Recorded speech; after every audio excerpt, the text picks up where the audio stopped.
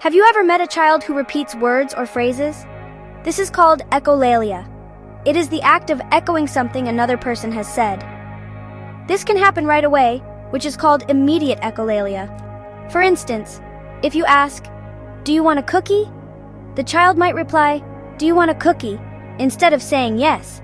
It can also happen later, which is called delayed echolalia. A child might repeat a line from a television show hours or even days after hearing it. This repetition is a natural part of how very young children learn to talk. But when it continues in older children, it often points to a different way of processing language and the world around them. Now let's talk about another fascinating pattern called hyperlexia. This term describes a child who can read words at a very early age. They might decode words far beyond what is expected for their years. Imagine a 3-year-old reading signs, books, or even complex words on a screen. This can seem like a sign of genius. However, this advanced reading skill often comes with a challenge. The child might not understand the meaning of the words they are reading so beautifully. Their ability to decode is strong, but their comprehension or understanding of the spoken or written language might be lagging behind their impressive reading talent. When we see these behaviors, it is important to look deeper. Echolalia is not simply meaningless copying. It is a clue about how a child's brain is working to make sense of language. The child is holding on to the words they hear. It is their way of participating and connecting, even when finding their own words is difficult. Similarly, hyperlexia is more than just a party trick of early reading. It shows us that the child has a powerful interest in the written word. They are drawn to the shapes and patterns of letters. This fascination is a key that can unlock new ways to help them learn and communicate effectively with others. So when we encounter a child with these traits, our first step is to observe with curiosity and compassion. Instead of trying to stop the repetition, we can ask ourselves what the child might be trying to tell us. Instead of only being amazed by their reading, we can explore what they understand. These patterns are not problems to be fixed. They are unique characteristics of a child's developmental journey. They provide a window into a different way of experiencing and interacting with the world, offering us a special opportunity to learn from them and adapt our own approaches to communication. Echolalia and hyperlexia are often seen together in the same child. This is not a coincidence. There is a strong link between the two. A child with hyperlexia is fascinated by words. They can read them, decode them, and remember them with incredible accuracy. Because they store so many words and phrases from books, shows, and conversations, they have a large library of sounds to draw from. When they need to communicate, they often pull from this library. This is why a child might use a repeated phrase or an echo to answer a question, make a request, or simply join in a conversation. The echo becomes their tool for speaking. This connection is often linked to a condition known as autism spectrum disorder, or ASD. Many children with autism show signs of both hyperlexia and echolalia. However, it is very important to know that not every child with these traits has autism. Experts have described 3 different types of hyperlexia to help us understand this better. Hyperlexia 1 is seen in neurotypical children who are simply very bright and learn to read early. Hyperlexia 2 is seen in children who are on the autism spectrum. Here, the hyperlexia is one of many characteristics, alongside social challenges and sensory sensitivities. Then there is hyperlexia 3. These children also read early and use echolalia. They may show some behaviors that look like autism, such as intense interests or resistance to change. However, these autistic-like traits tend to fade as the child gets older.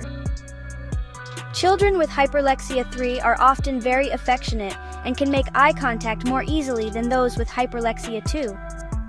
Understanding these distinctions is crucial. It helps parents and teachers find the right support.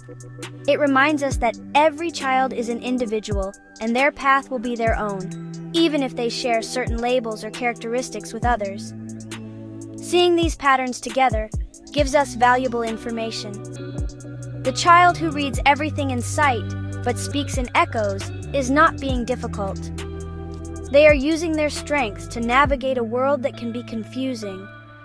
Their love of written words can become a bridge to understanding. We can use their reading ability to help them build comprehension. We can use their echoed phrases to teach them the building blocks of conversation. The link between echolalia and hyperlexia is not a double problem. It is a single, unique profile that, once understood, shows us exactly where we can begin to help.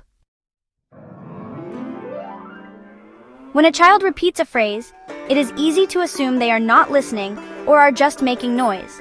But echolalia is much more than that. It is functional and purposeful. One of the main reasons a child uses echolalia is for language processing. When you ask a question, the child might repeat it to give their brain more time to figure out what the words mean. It is like hitting a pause button, allowing them to hold on to your words while they work to understand the message. This act of repetition is an active learning strategy, not a passive echo.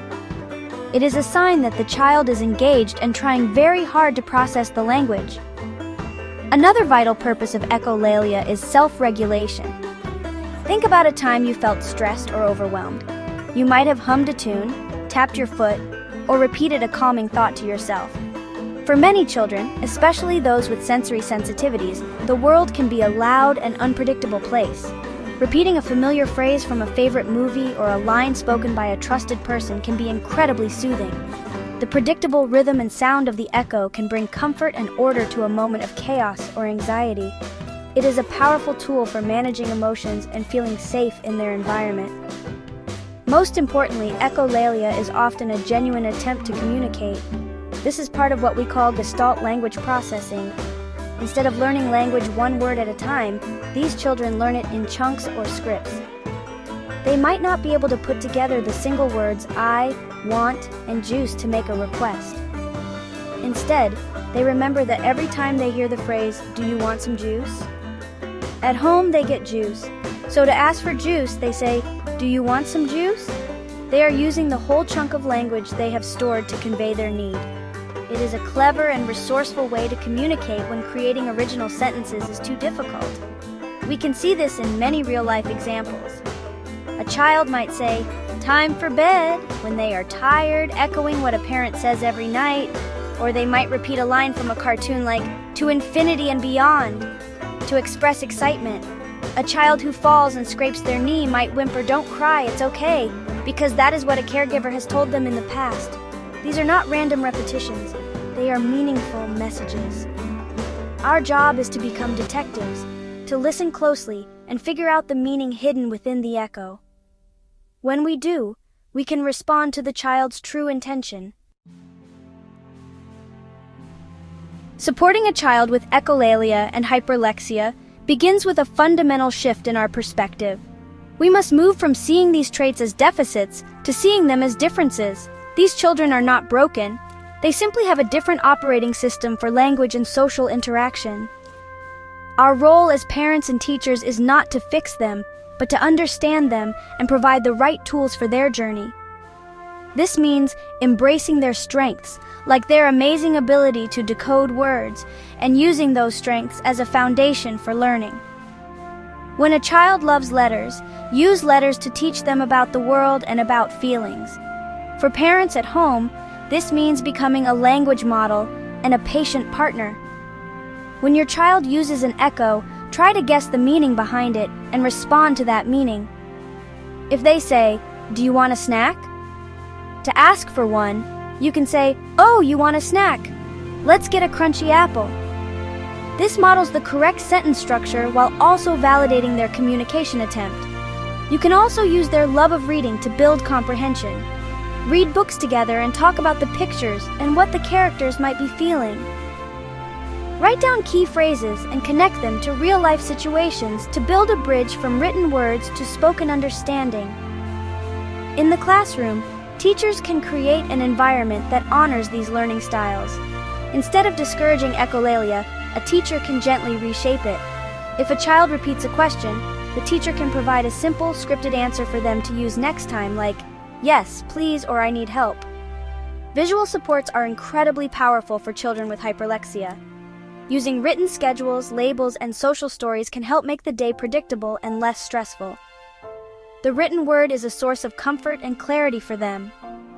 By incorporating text into all aspects of learning, we meet the child where they are and give them the support they need to succeed. Ultimately, the path forward is one of empathy, patience, and celebration. Every time a child uses an echo to connect, it is a victory. Every time they read a new word, it is a step forward. These children have so much to offer, and their unique way of seeing the world can teach us all something new. Trust in their potential. Believe in their ability to learn and grow. By providing a supportive and understanding environment, we empower them not just to navigate the world, but to thrive in it, using their unique gifts to find their own voice and share it with all of us.